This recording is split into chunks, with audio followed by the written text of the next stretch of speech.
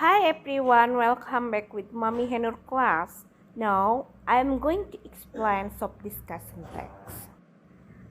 Okay, Mommy Henur want to talk in Indonesia because in order you understand of this material.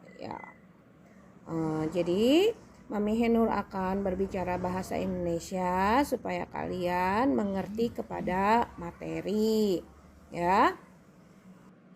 Jadi pengertian teks diskusi adalah sebuah teks yang berisi sebuah diskusi atau perdebatan wacana dalam skala besar sehingga menimbulkan pro dan kontra pada masyarakat dan halayak orang banyak.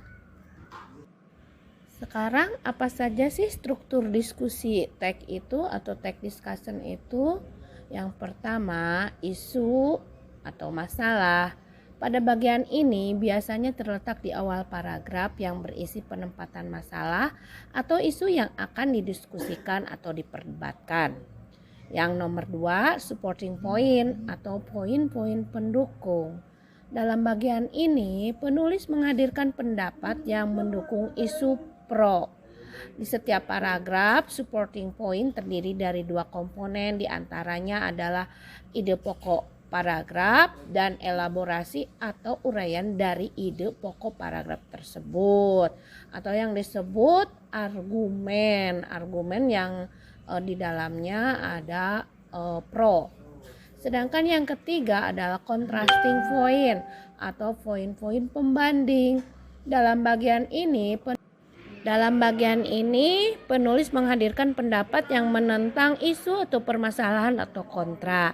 Seperti dalam paragraf supporting point, contrasting point juga menghadirkan 2 komponen pembentuk, yaitu ide pokok paragraf dan elaborasi atau uraian dari ide pokok paragraf tersebut atau argumen kontra. Yang terakhir berisi conclusion atau rekomendasi.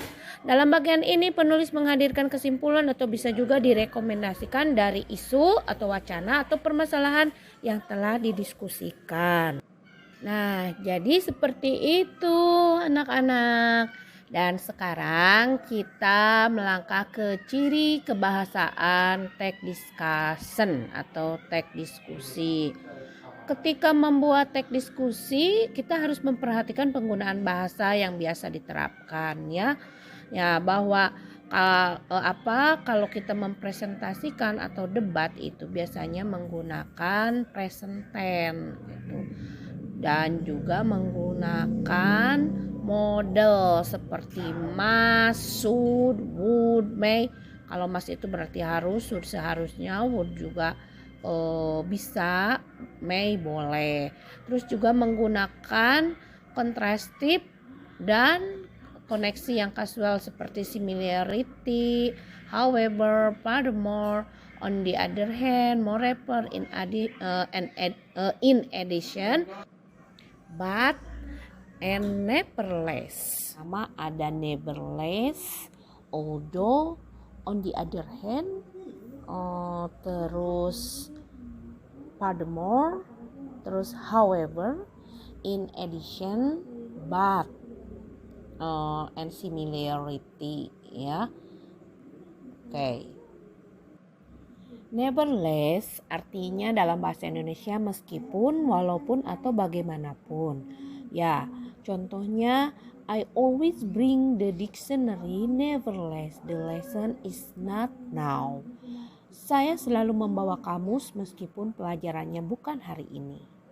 Yang nomor 2, although artinya dalam bahasa Indonesia meskipun, walaupun, atau bagaimana. Contohnya Jonathan play the rain although it is raining hard. Jonathan bermain hujan walaupun hujannya lagi besar. On the other hand artinya di sisi lain atau di pihak lain.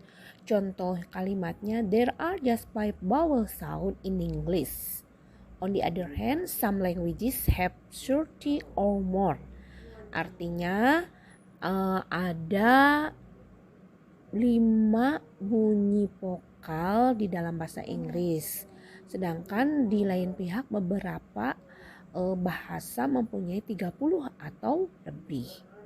Yang nomor 4 yaitu furthermore. Furthermore itu lagi pula atau sebagai tambahan ya. Contohnya I don't want to go there. Furthermore, I have no time to do so. Saya tidak ingin pergi ke sana, apalagi atau lagi pula saya tidak mempunyai waktu untuk melakukannya. Ya, untuk ke sana maksudnya. Terus yang nomor 5, however artinya namun atau bagaimanapun ya. Contohnya I like that sweater however it only come in one color. Saya suka sweater itu namun warnanya hanya satu gitu. Jadi nggak ada lagi. Terus yang nomor 6 in addition. Ditambah lagi sebagai tambahan ya. Sama sih lagi pula juga.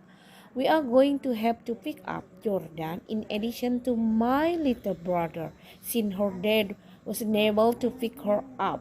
Artinya kita akan pergi menjemput Jordan lagi pula atau juga ya ditambah lagi adiknya yang laki-laki semenjak ayahnya sudah nggak bisa menjemputnya. But ya yang nomor 7 artinya tetapi. Kalau ini kan lebih kontras lagi ya. I like her but I don't like her friend. Saya suka padanya tetapi saya tidak suka temannya. Nah sedangkan untuk nomor terakhir similarity itu mah hal yang sama gitu tapi tidak begitu kontras kalau ini ya.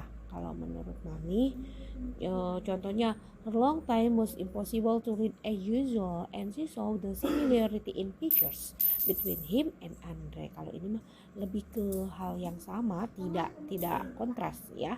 Jadi waktunya tidak mungkin untuk membaca seperti biasanya dan dia melihat ciri-ciri yang sama di antara dirinya dan Andre. Itu mah mungkin bukan kontras ya, tapi suka digunakan di dalam teks discussion. Oke, anak-anak, baiklah. I think ya this material is enough. Mami pikir ya cukupkan materi teks discussion ini ya. Sampai ketemu lagi di kesempatan yang lain ya. And Populas say bye.